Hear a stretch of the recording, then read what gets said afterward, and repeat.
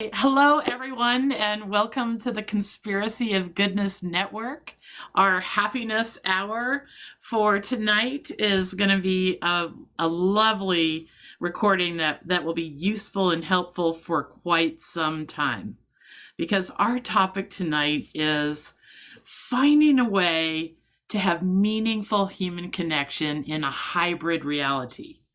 Our guest speaker tonight is Riaz Meghji, who is a human connection expert. And his particular area of interest and expertise is in what we do next going forward with this hybrid reality. We have some real in-person connection going on, but we've got to find a way to connect digitally now, and that deep kind of connection that we all crave. So I just want to introduce Riaz in an amazing way because he is an amazing guy. I've interviewed him for the Conspiracy of Goodness podcast, which just came out today. And he is a brilliant keynote speaker, a leadership expert. He's teaching people a lot about human relations and inclusive cultures. And this is what we're going to need going forward. Zoom is here to stay, whether we like it or not. And best of all, if you really find Riaz's message helpful, he has an amazing book, which I mean, I've got so many dog ears and annotations and stickies that we're going to get to later on. But this book is called Every Conversation Counts: The 5 Habits of Human Connection That Build Extraordinary Relationships. And I have so enjoyed this book. I mean, there are so many times in the book that I say to myself, this is the message that needs to get out there. Oh, I sort of knew that, but Riaz puts it in such a remarkably nice way to remember. Riaz has been featured in Fast Company, the Harvard Business Review, the Financial Post. He's also an accomplished, and maybe this is what made me very interested in you, Riaz. You're an accomplished broadcaster of 17 years. And there's actually a part in the book where you counsel us to think like a broadcaster, because in so many ways, the lags and all the details of communication digitally have a lot of the drawbacks and hurdles that broadcasters experience. So I hope you get into that soon. Riaz is a natural storyteller. We found that out when we interviewed him for the Conspiracy of Goodness podcast. Off camera, he's dedicated himself to some really cool charities. You're from Vancouver, correct, Riaz? That's right. Yeah. Yeah, where he lives with his wife and his son. And he's had a wonderful education and just a life of rigorous intention in the topic we're going to talk about tonight. So let's get started. Riaz, welcome to the Conspiracy of Goodness Happiness Hour. Thank you so much. Now I got to live up to the hype with that big introduction. So thank you for the kind words out of the gate. Oh, well, I am so delighted to have you here. One of the things that we like to do with the Goodness Exchange is create a landscape that's interactive for people. As you may know, that we managed to create an enormous wave of goodness and progress, celebrating all the things happening in the world with a website called Ever Widening Circles for about 8 years. And then we knew the same thing that you're trying to teach us about. We knew it had to become interactive. We knew it had to be a place where people felt like they were part of a churning bit of progress that was rare on the internet. So welcome to the Goodness Exchange and the Conspiracy of Goodness Network. And we're going to really cover a lot of territory today in the next half hour to help people understand all the possibilities of a world that's going to be both digital and in person, and make the most of those deep human connections. Okay, so first, give us your vision of a hybrid reality and the world that you see as possible. I think that world starts with one word, and it's intention. If we look at how we show up, how we communicate, and now how we're going to try and be aligned with hybrid of people working at home, people working in the office. It is so important, I believe, to break out of autopilot mode.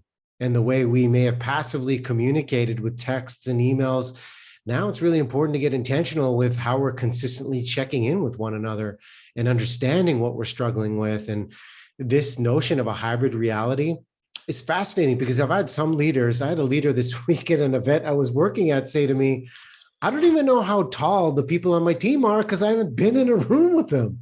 And I just thought that is such a real reaction of what we're all going through. We don't know these intangibles. So I think it all starts with getting intentional with understanding who our people are, consistently connecting with them, seeing if they need support, a confidence boost, helping hand, maybe constructively called out in some perspectives, but that takes effort to pay attention and see where we're at and where we want to go.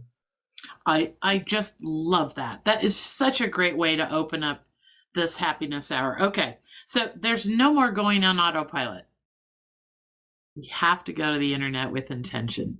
I love that. Okay, so in this new hybrid reality, one of the things that you point out, which I absolutely love, is that we're all beginners. The pandemic was the leveling. It's like I think in the book you refer to it as a universal starting line. There's not a single human being that knows how to navigate this any better than anybody else. No amount of power or money makes that possible. Talk to us about this and the opportunity there. Yeah, the opportunity, and it's the funny thing about small talk of whenever we meet up, what do we cover off? The weather, perhaps superficial topics. Yet one of the silver linings of this pandemic was we were given this adversity, this universal challenge of uncertainty.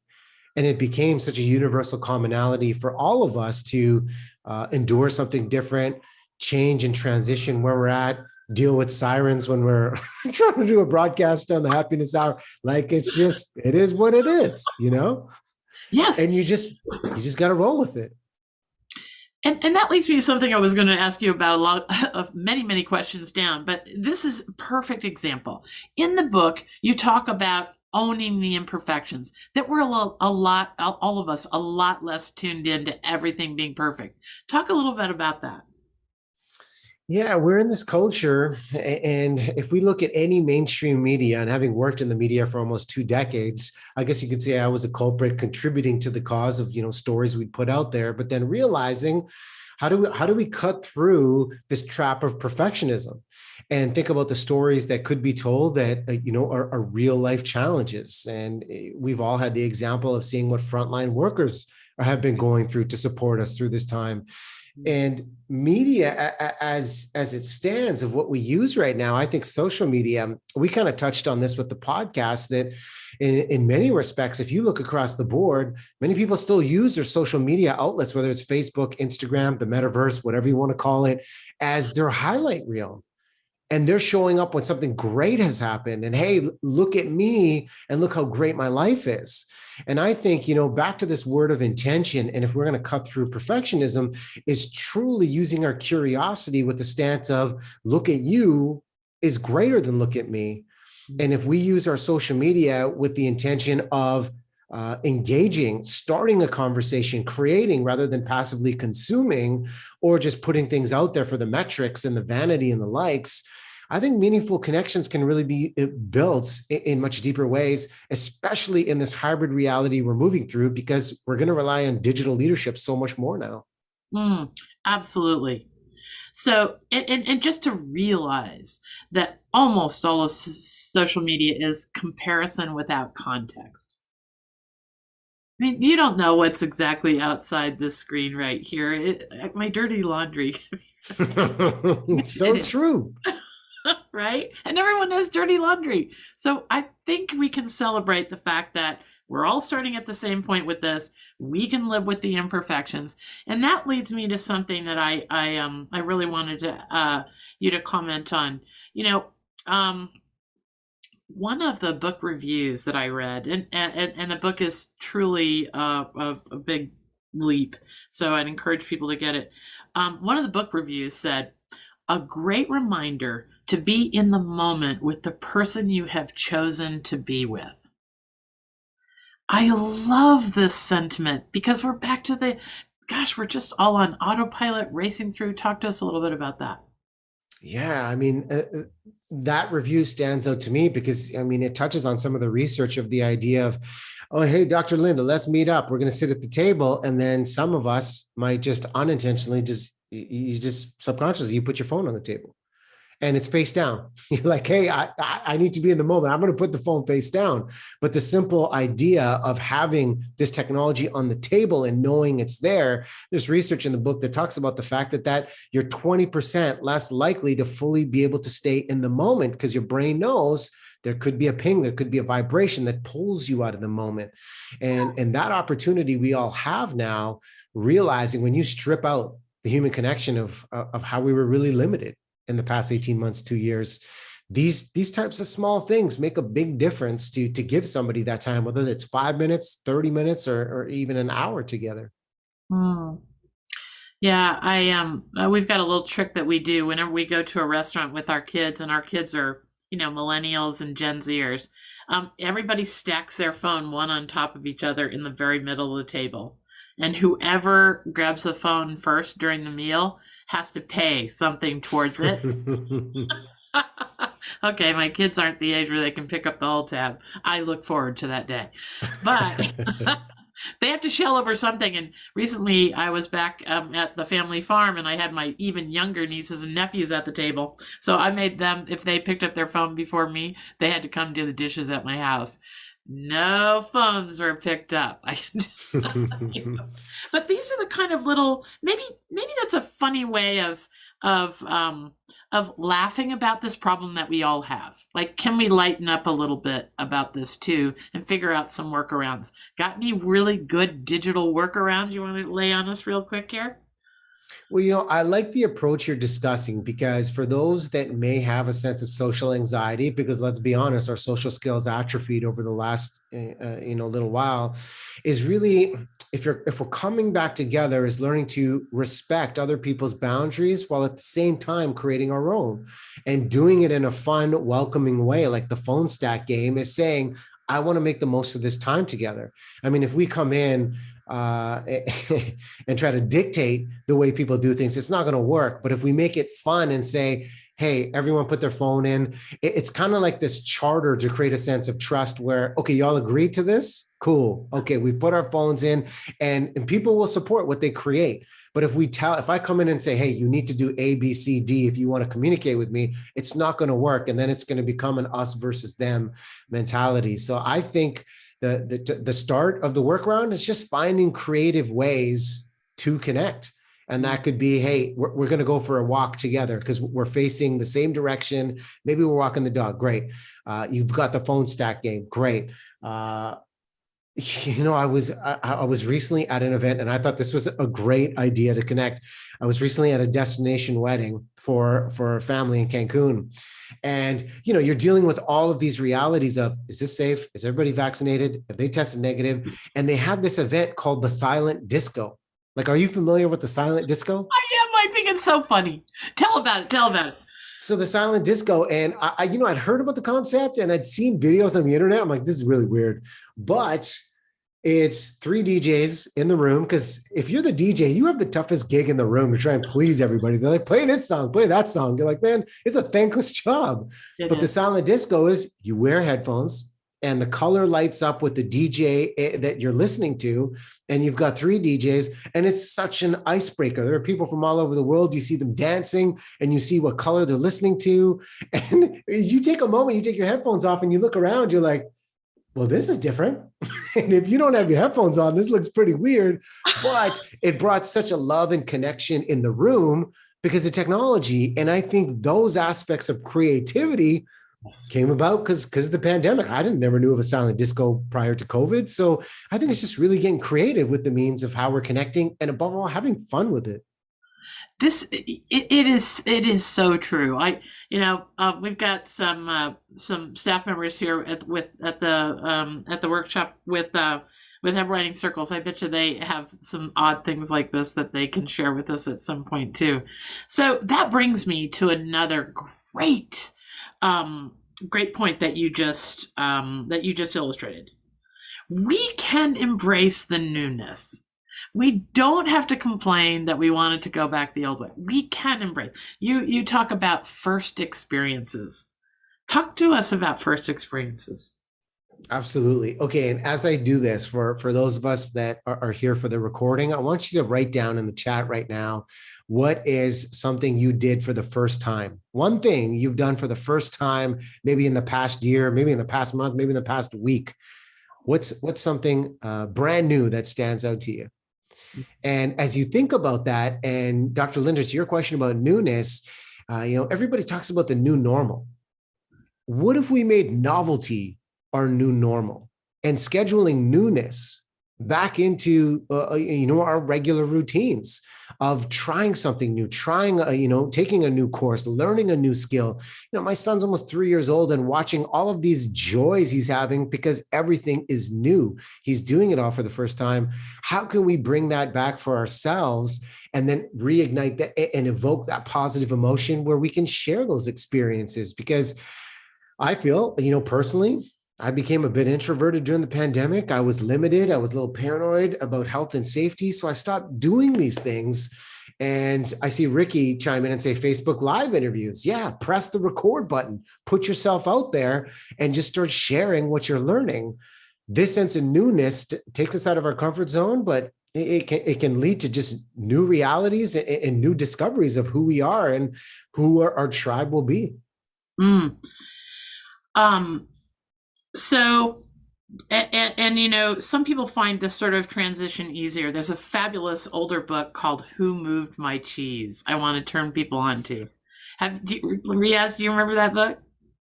No, I don't. Fill me in. I think Lynn might remember it. Did you make a gesture, Lynn, that you remember Who Moved My Cheese? Yeah, it was, I heard about it, I don't know, about 4 years ago. And I went to this thrift store on the island of Kauai because I wanted to tell my friend about it. And I thought, what are the odds I'm going to find this book in this thrift store? But I had a feeling I was going to, and I did. And I had just seen the little film about it. And there was this book, and I took it to him. And yeah, I just think I've told the story to a few people. I think it's brilliant. Maybe you want to tell us your version of it. Well, it comes back to exactly what Riaz is pointing out, is that we have all these choices, and that if we come to things with intention, we'll realize that we are, we can either be disgruntled about somebody moving our cheese. It's a parable, Riaz, about that's great for business. It's great for families, about the fact that, we're all like mice in a maze. Every day we put on our little track shoes and we go out and we search for what we want in the world. And then one day it stops being there. And then the whole book kind of unfolds about these three mice and the different ways they react to the cheese being gone. And it's a very, very, it's a very instructive way that we can all look at, wanting the world to go back to the way it was, and yet, or embracing reality and putting back on our track shoes and finding a new way to do everything. So, a large section of the book is about, the whole last section is about connecting in a virtual world, Riaz. So, take it apart for us. I've got all these spots in the book marked on page 179. It just starts with all these wonderful, wonderful practices. Talk to us about Zoom fatigue and what we can do with this. I think there's an opportunity. I truly believe there's an opportunity for all of us, if we're using Zoom, especially for our, our business needs, to focus on how we can ignite just bigger parts of ourselves and become stronger presenters. Because Zoom fatigue is an interesting phrase. If you're watching your favorite show on Netflix, how many people say, I've got Netflix fatigue? I watched 10 episodes of Succession. I'm tired. You want to know what happens next? Because it's so good. The storytelling is riveting. There's cliffhangers. They're leaving you wondering, what this character is going to do. And the Zoom fatigue, I believe, comes from is we're not bringing enough to the experience for the audience. And if we look at the three levels that show up in any virtual medium, if you're presenting, it's us as the presenter, which I believe you are the most important visual. Then you have the layer of your slides if you're giving a presentation, and you want to make those as simple as possible and clean so people can follow along and not feel overwhelmed. And then there's the third layer behind you, which is your background. That is a choice. Be intentional about what you want to showcase. And I've heard some people say to me, hey, Riaz, well, that's difficult because the younger generation have smaller places. They don't want to show it off, that, you know, they're a little embarrassed or shy to come forward and show their physical space. But it could be a small picture on the wall. You know, for me, I'm a huge Raptors fan. We the North. You see a photo of my wife. These are intentional things. And, you know, if you remember in our podcast, Dr. Linda, you know, the simple thing of body language, focusing on, you know, virtual body language right now, these are all a part of it. These are all a part of this new choreography for connection to give people clues and then really focus on the essence as the presenter of storytelling to evoke that emotion. Because that's what people crave. That's what people watch their favorite shows. It's emotion. And how do we bring that forward in a virtual medium as opposed to just saying, next slide, please. Okay, let's go ABC. And then it's just so transactional. Mm-hmm. And it can become transactional between us, like in a staff meeting. I'll give you an example. And we were taught a really important lesson. There's this amazing physician, Dr. Dan Diamond, who I interviewed. And he's like the first responder in the world. Like when the Haiti earthquake happened, he led the first team in of doctors, 28 doctors. Anyway, he commands a lot of respect. Okay. So he gets on the Zoom meeting with a bunch of the Ever Widening Circles team. And it was early in the pandemic, and some of us had our cameras off. Some of us showed up in our sweatshirts, no worries about the background, but mostly the cameras were off. And all of a sudden he was like, wait, how come I'm the only one being vulnerable here with my camera on? And he called us out on it. Bryce is smiling. Didn't he, Bryce? He really called us out. And he gave us a little tiny but wonderful lecture about how important it is. And I'm sure this is because he's a doctor, to have the give and take of the visual, even though we can't put our hand on each other's arms. At least you can read my body language. I'm purposefully gesturing above the fold here so that you can see that I agree with you or that I'm excited about the point you just made. Talk to us about cameras on and what we can do in simple like meetings, Zoom meetings with our teams, our people we're supposed to know well. Yeah, I mean, you're speaking with intention right now. So the fact that they can see your hands, I mean, the open palms, this is openness, honesty. You can trust me. That's why you see any politician when they give the speech, what's the first thing they do? Hand up. Hello, everybody. Hey, you know, it's like, you know, from the heart, you can trust me. And there is advice that still sticks with me. We talked about this before. This is courtesy of communication coach Nick Morgan. And he said something that really stuck with me during the pandemic. And it is that gesture precedes conscious thought. There are always two conversations happening, the nonverbal and then the verbal. And if those two aren't aligned, traditionally, when we're in person and we can see the three dimensions of the person in front of us, we will believe the physicality of how somebody is communicating. Even if I were to say to you, and you were to ask me, hey, you know, how does it feel to be on the happiness hour? And I just look at you and say, oh, well, yeah, Linda, I'm really excited to be here.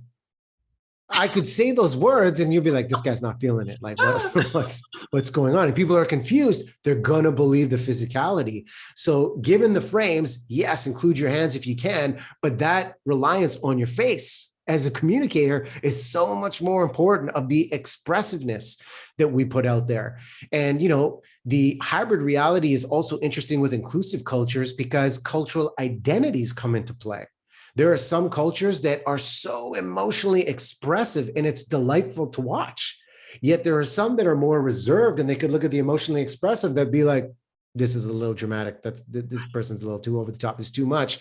So it's really understanding and asking people, you know, how they like to communicate. Case in point with the first responder, guys, let's have the cameras on. We need to read each other's energy. We need to feel this. We need this feedback to help make this process as productive and engaging as it can be. Absolutely. So you also talk about this concept about deciding to go first. Share that with us. Yeah, this is one I'm a huge fan of right now because, I mean, you're going first with the happiness hour and creating this movement. you're acting with intention. And I'll give you the example right now of those that are truly struggling. Mhm. And if you have a leader in the room that has brought everybody together in a meeting, and I think about those that have onboarded remotely, they haven't met any of their peers physically. They're nervous. They got a bit of anxiety starting this new job. They might be struggling already, but they don't want to voice it because they don't want to alienate themselves.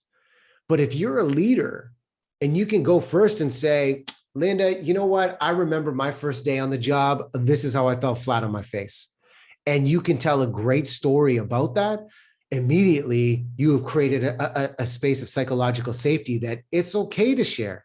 You don't have to be perfect. We're going to make mistakes on this, but the leader has taken the cue to go first, to almost give permission to just be honest and authentic about the experience you're going through. Lovely. Okay, so I hope people are taking notes, because these are lovely practical things that you're sharing with us. I'm so in on this.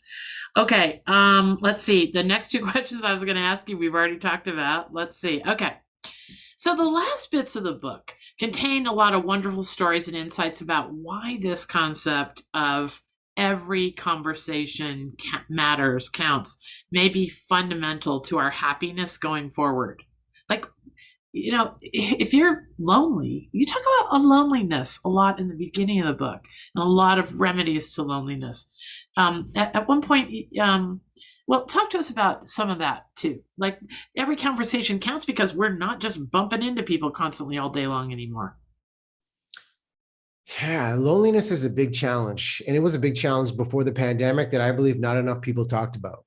Mhm. And the health research firm Cigna did some definitive research on, if we look across America, the challenges people are feeling, their research proved that 3 in 5 Americans felt lonely multiple times a week.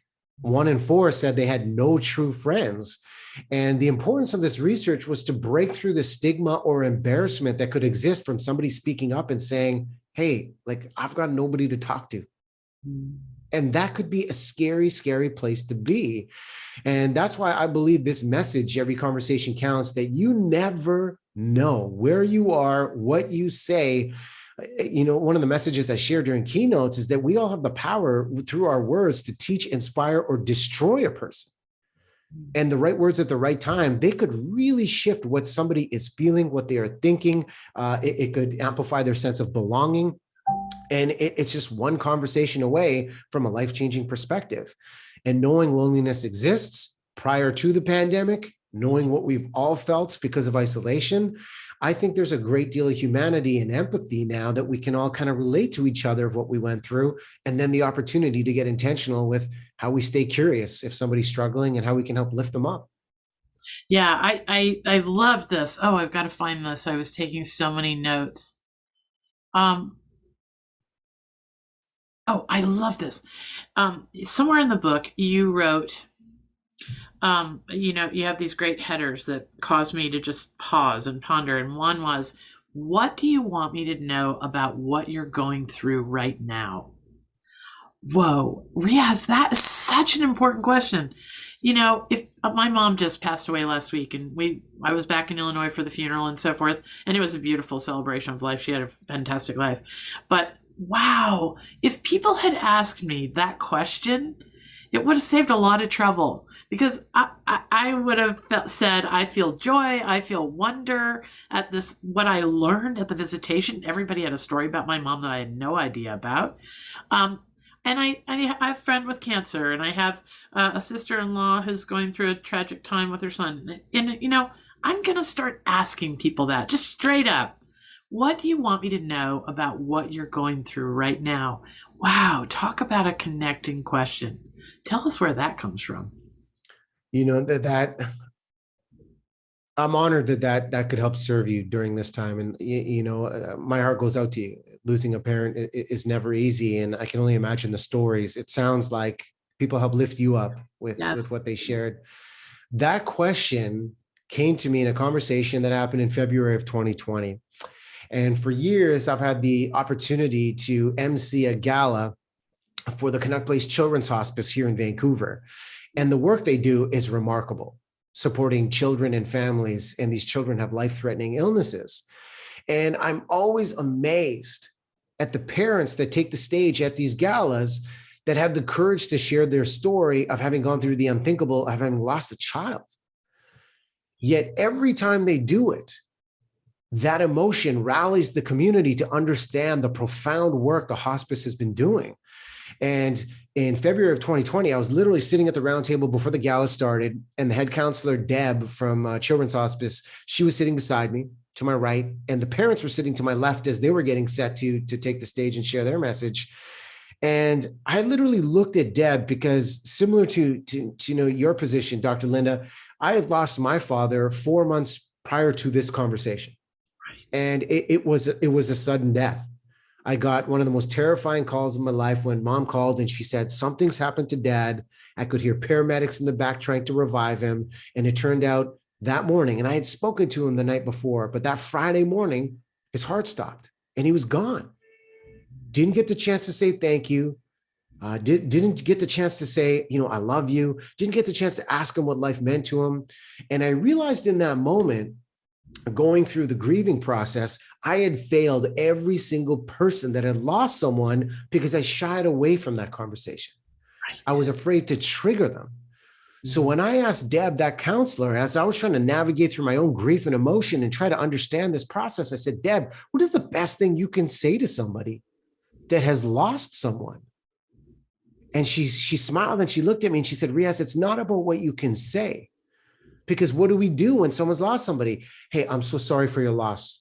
Thoughts and prayers. Let me know if you need anything. And what we end up doing is saying things that make us feel better. And we don't give that person the chance to share. And Deb then followed up and said, it's not about what you can say, it's about what you can ask. And it is that question that you have brought up, Dr. Linda. And I said, Deb, what's the best question? And she said, ask them this. What do you want me to know about them? And that is such a beautiful, beautiful question, because it is an invitation to open up what somebody is comfortable with sharing.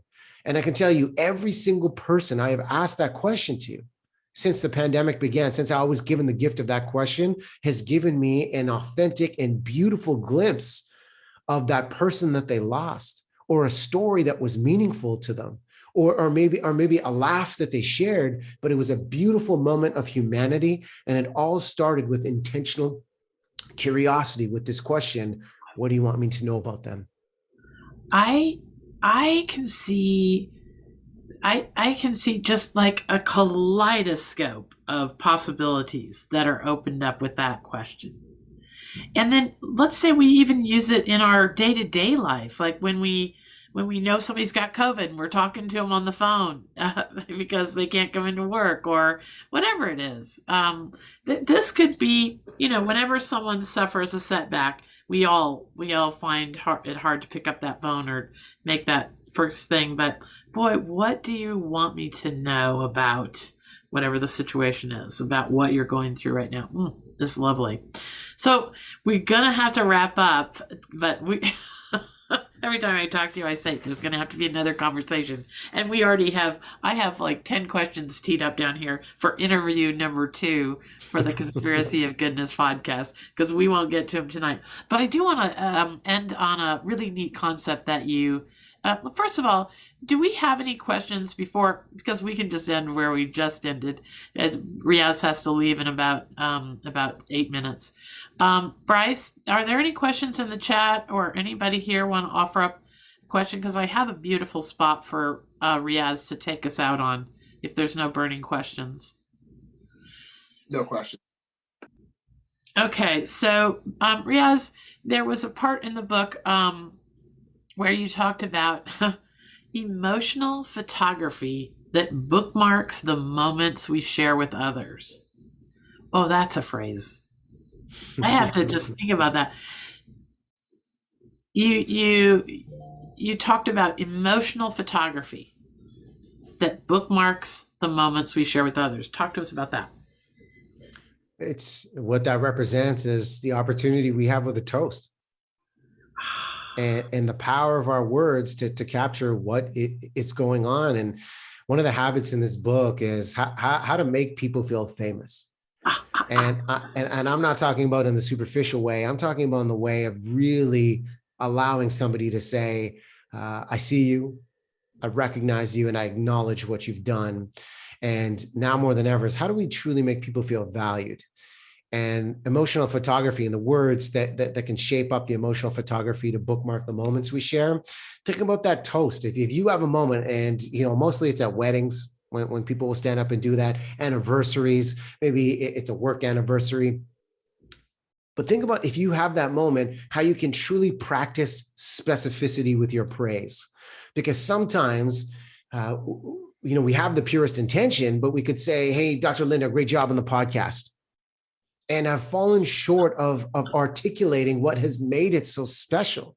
Great job is almost like the biggest way to sabotage the message we want to share, because it's just so easy to throw that out there. But if I'm able to say, hey, Dr. Linda, the focus on goodness and the conversations and interactivity you've created are making a huge difference. And here's what I'm doing differently in my life because of this. And then navigate a story into that praise. It ignites emotion, it ignites specificity. And I think you said this to me on the podcast, that you don't wait. When you see something you like, not only practice specificity, but be urgent with that moment of not waiting till a milestone moment, but just saying, hey, hold on.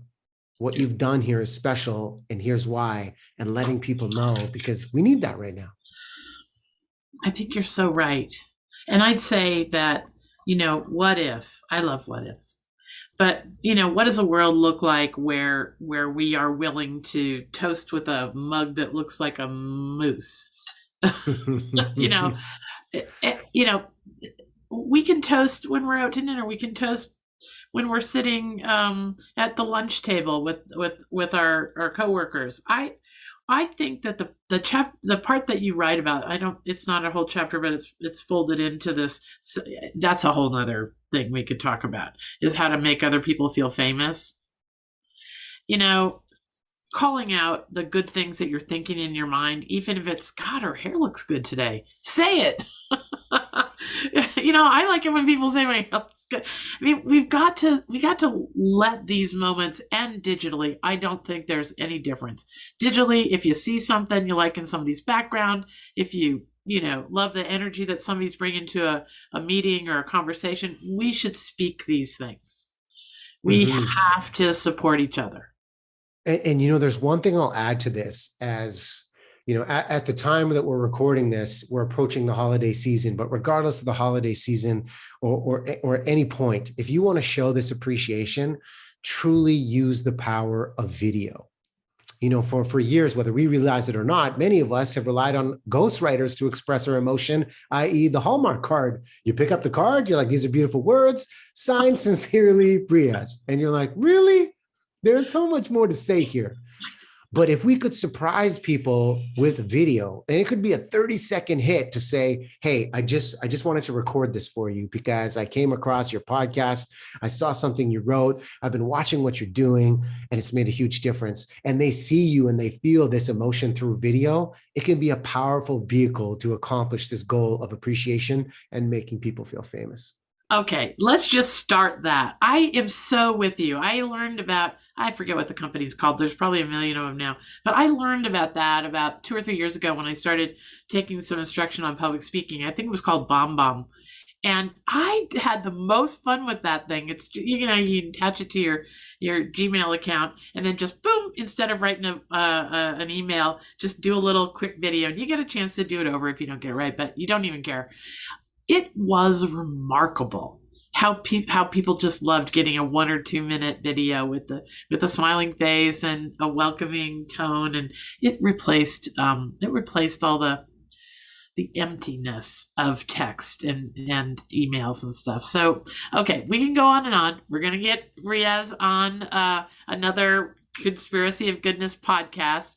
And thank you all for joining us tonight. I hope you've got one thing after another from our conversation tonight that you can start using today, tomorrow, whenever you're seeing this, and create a better life in this new hybrid world. Thank you so much. And I want to give you Riaz's book again. It's called Every Conversation Counts. And he's very methodical, much better than I have just been. He's very methodical. He lays things out in a really organized fashion that you can go back to over and over again and remind yourself of all these techniques full of practical advice.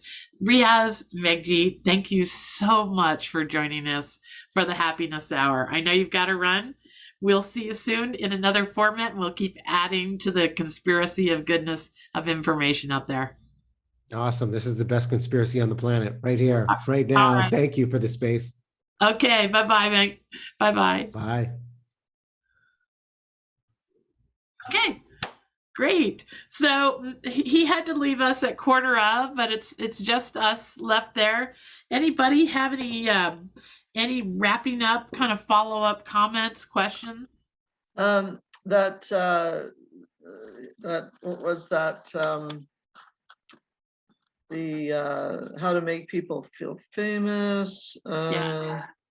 Yeah. Oh, there was just something he said there. It reminded me of this thing I heard about the mantle, like that we all wear a mantle. And there was this little workshop I did a few years ago on Kauai, and that was where I learned about it through a friend. They had this amazing book, and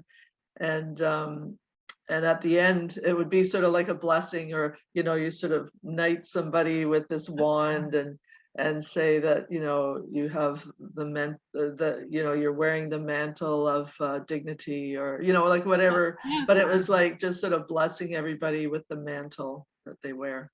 Yeah, there are so many there's so many ways that we can multiply what could be good about this digital world. I mean, heck, I wouldn't have met anyone at this anyone that all of you are in my life now because there was a pandemic, except for Louisa. I think my daughter's still in the chat. Nope, she's gone too. So I mean, let's think about let's just turn things on its head and think about all the possibilities that are now in our lives because the pandemic pushed us out on our growing edges. And if we keep noticing these growing edges and that we're out there and yeah, it's not that comfortable, but if we take people along for the journey and reach out and do a lot of the things that Riaz brought to the table tonight, we can make this a new wonderful part of a future we can't even imagine. So thank you everybody for joining us, and we will have another happiness hour or workshop soon, and we'll keep sharing these wonderful insights from the people we're running across at the Goodness Exchange. Thanks everybody.